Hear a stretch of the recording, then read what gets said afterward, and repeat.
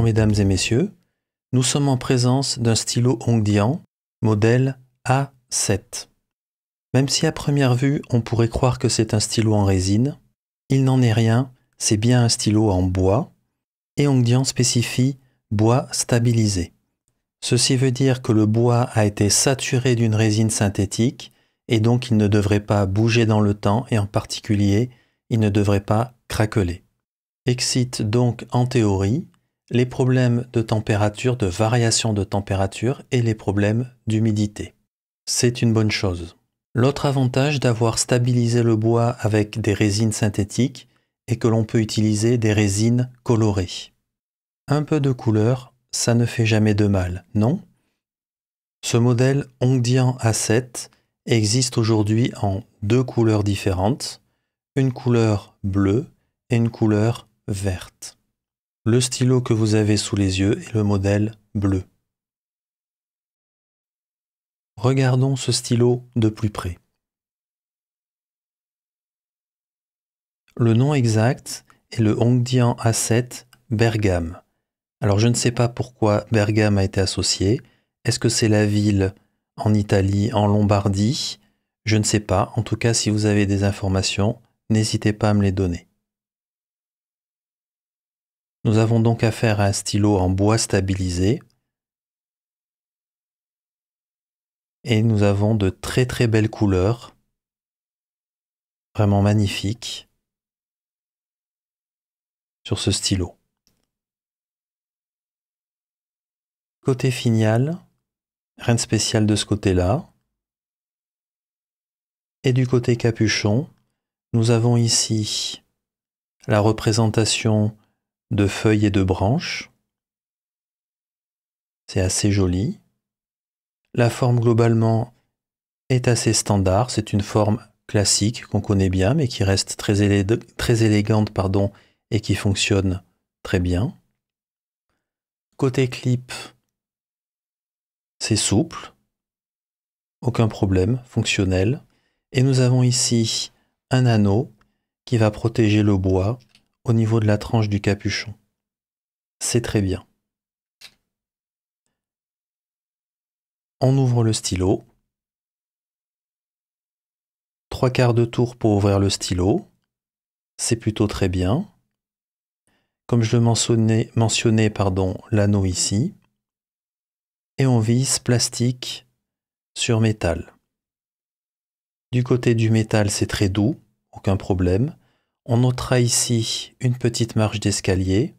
Alors en général, je ne suis pas fou des marches d'escalier comme ceci à même le stylo, mais au moins quand il est fermé, il n'y a pas de problème, c'est bien protégé. Le grip est de taille tout à fait moyenne, tout à fait standard, et la finition est la même que sur tout le reste du stylo. La plume Hongdian, qu'on connaît vraiment très bien, un classique aujourd'hui, on sait que cette plume fonctionne normalement bien, mais on verra tout ça pendant la session d'écriture. Côté capuchon, on jette un coup d'œil à l'intérieur. Il y a bien de quoi enfermer la plume, pas de problème de ce côté-là. Tout est très correct.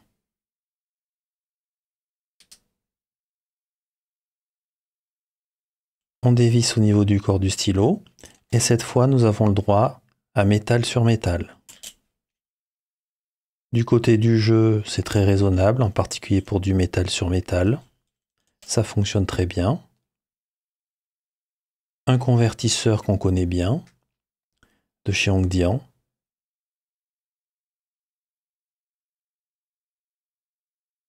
On peut retirer la plume.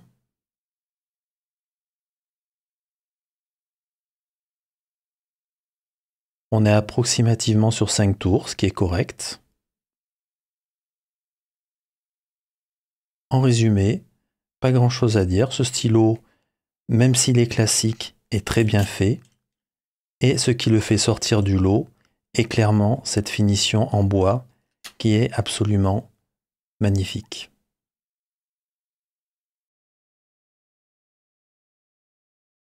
Pesons ce stylo. Poids total un peu plus que 28 grammes. Capuchon seul presque 13 grammes. Il nous reste donc environ 15 à 16 grammes. Proche de 16 grammes. En résumé, nous avons affaire à un stylo qui est plutôt léger du côté du corps si on ne met pas le capuchon. Le capuchon rajoute un petit poids assez notable, mais rien de dramatique non plus. Faisons-nous une idée de la dimension du stylo Hongdian A7. Hongdian A7 qui est ici, avec juste après le Lamy Safari et un Benu talisman à cet endroit ici. Le Benu et le Hongdian sont approximativement de la même longueur. Le Lamy Safari est un tout petit peu plus long.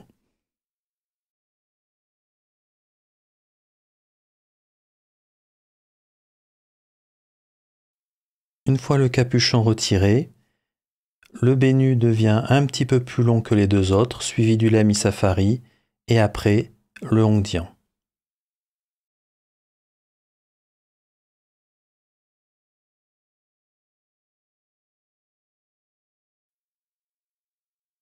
Une fois le capuchon placé à l'arrière, tous ces stylos sont approximativement de la même longueur.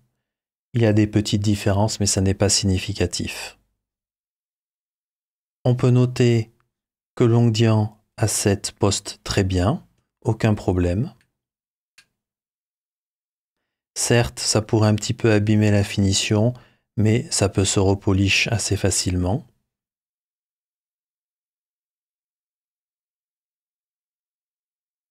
La longueur sera largement suffisante pour les grandes mains lorsque l'on a le capuchon à l'arrière.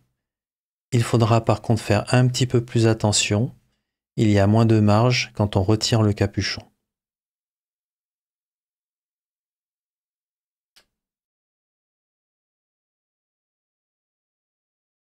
Côté confort, c'est un stylo qui est vraiment très confortable, aucun problème. Le grip est de dimension moyenne. Il ne glisse pas. Le stylo est plutôt léger quand il n'y a pas le capuchon à l'arrière, aucun problème. Et quand on le rajoute, oui certes, il prend un petit peu de poids vers l'arrière parce que le capuchon a tendance à être un petit peu lourd, mais ça reste très acceptable. Personnellement, je le préfère sans le capuchon à l'arrière.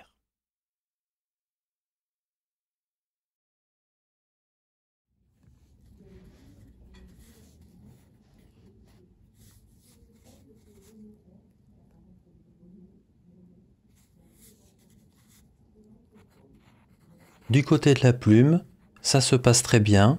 Nous avons affaire à la dernière plume 6 de chez Hongdian, bien connue désormais. Elle est ici dans sa version extra fine, une plume qui est assez feedbacky et qui a une humidité que je qualifierais de moyenne pour une plume extra fine.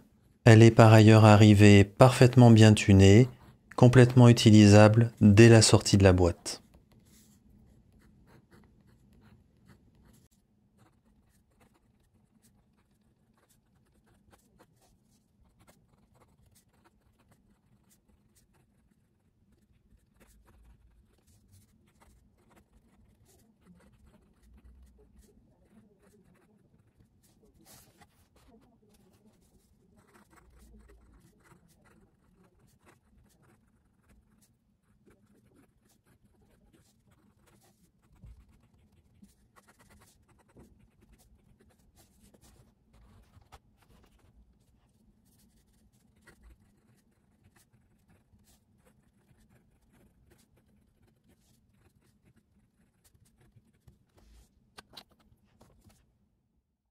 Nous arrivons à la conclusion.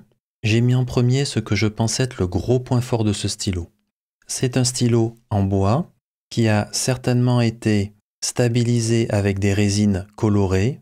Il a des couleurs absolument magnifiques et le polissage est absolument remarquable. Le bois confère au stylo un toucher vraiment différent. et du côté visuel, c'est digne de très belles résines. Très beau travail de Hongdian, ça me plaît beaucoup.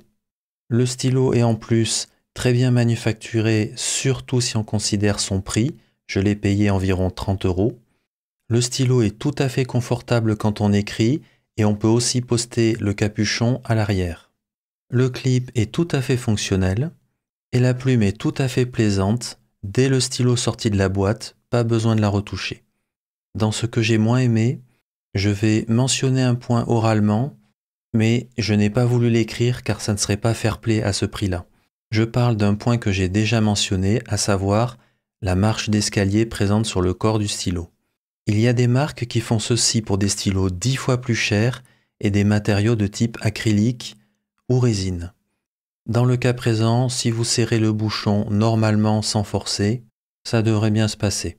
Sinon, j'ai mis un point en interrogation, car il est vrai que la forme du stylo est tout de même très classique.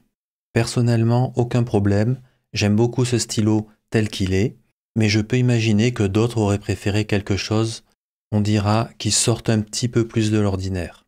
Mon avis est que ce stylo sort de l'ordinaire déjà grâce à l'utilisation du bois, de ses couleurs et cette très belle finition.